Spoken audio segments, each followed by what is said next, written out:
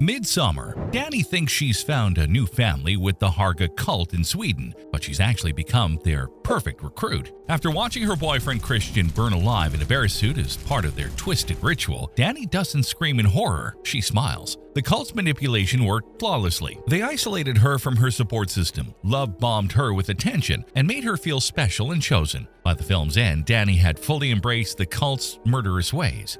Evil wins because it convinced the victim that becoming the villain was actually her salvation. The Harga get their new member, and Danny gets the belonging she desperately craved at the cost of her humanity. Number 14. The Witch. Thomason's Puritan family blames her for their mounting tragedies, but the real villain is the witch living in the woods. One by one, family members disappear or die under mysterious circumstances until only Thomason remains. In the film's haunting finale, with her family dead and nowhere else to run, Thomason makes a deal with Black Phillip, the devil himself. She strips naked, walks into the forest, and joins a coven of witches floating above the trees, laughing maniacally. Evil wins because it offered the only escape from a life of oppression and blame.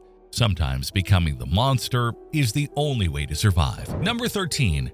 Hereditary. The Graham family thinks they're dealing with grief and mental illness, but they're actually pawns in a decades-long plan to summon the demon king Paimon. Every tragedy, every accident, every moment of horror was orchestrated by a cult that includes their own grandmother. Annie's desperate attempts to save her family only accelerate their doom. By the film's end, Peter, now possessed by Paimon, is crowned in a treehouse temple surrounded by worshippers. The cult's multi-generational plan succeeds completely. Evil wins because it was patient enough to play the long game, turning family love into the very weapon used to destroy them. Number 12. The Invisible Man.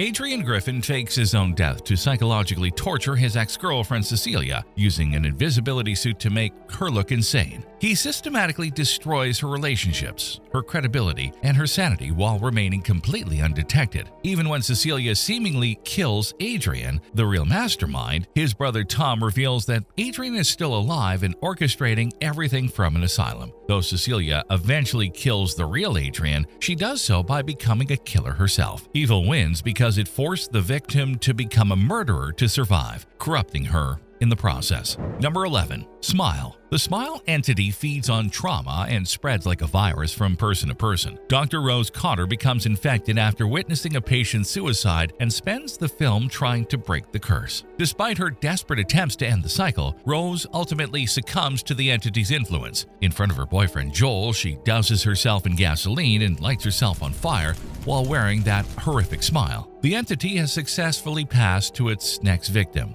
Evil wins because it's unstoppable, a supernatural STD that spreads through trauma and always claims its host. Number 10. Barbarian. The mother, a product of decades of inbreeding and abuse, has created her own twisted version of family in the tunnels beneath Detroit. She kidnaps people to be her babies, forcing them into a horrific parody of maternal care. Even when Tess seemingly escapes and the mother appears to die, the film's final moments suggest the nightmare isn't over. The mother's children are still out there, and her legacy of horror continues. Evil wins because it's cyclical. Abuse creates more abusers, and the mother's twisted version of love will spawn new horrors. Number 9.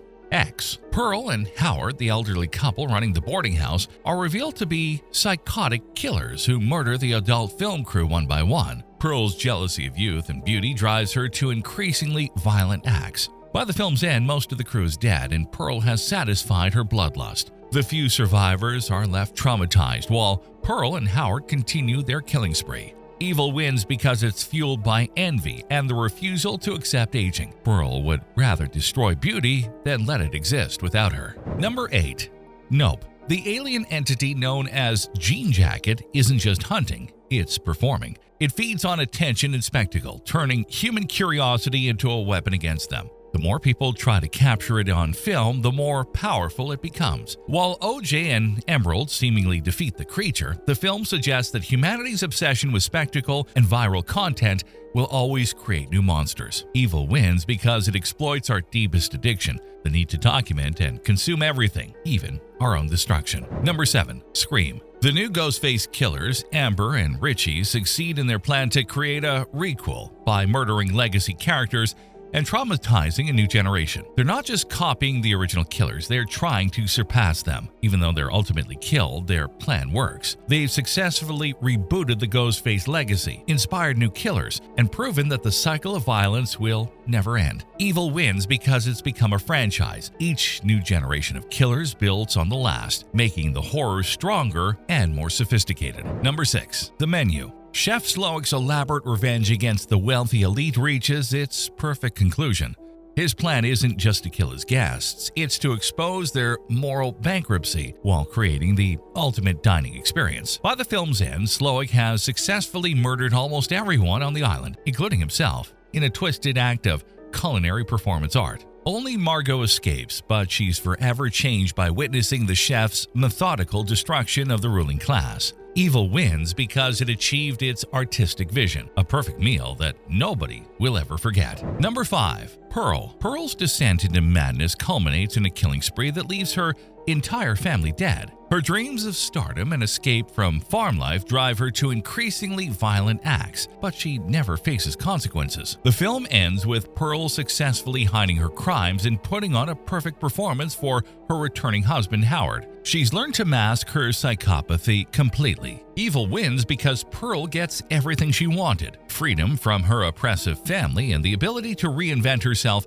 as the perfect wife, all while being a serial killer. Number 4. Terrifier 2. Art the Clown returns from the dead with supernatural powers and an even greater appetite for violence. His killing spree through Miles County is more elaborate and sadistic than ever before. Despite the best efforts of Sienna and Jonathan, Art survives every attempt to kill him and continues his reign of terror. The film ends with Art resurrected once again, ready for more carnage. Evil wins because Art has transcended mortality. He's become an unstoppable force of pure malevolence that can't be reasoned with or defeated. Number 3. Speak No Evil. This Danish psychological horror delivers the most uncomfortable victory on our list. After a pleasant vacation friendship, the Danish family visits their Dutch friends, ignoring increasingly disturbing red flags because, well, it would be rude not to. The politeness that defines civilized society becomes the weapon used against them. By the time they realize their hosts are psychopathic killers who've done this before, it's too late. The parents are brutally murdered, and their daughter Agnes has her tongue cut out to ensure she can never tell anyone what happened. Evil wins because it exploits our social conditioning. Sometimes being polite literally kills you. Number 2. Longlegs. The satanic killer Longlegs has been manipulating FBI agent Lee Harker's entire life through her own mother, who's been delivering cursed dolls to families for decades. Every case Lee solves only brings her deeper into Longlegs' web. Even after Longlegs dies in custody, his final doll remains intact, ensuring his evil will continue. Lee is forced to kill her own mother to protect a child, but the cycle of violence continues. Evil wins because it's generational. Longlegs' influence spans decades, and his death is just another part of his grand design. And finally, at number 1,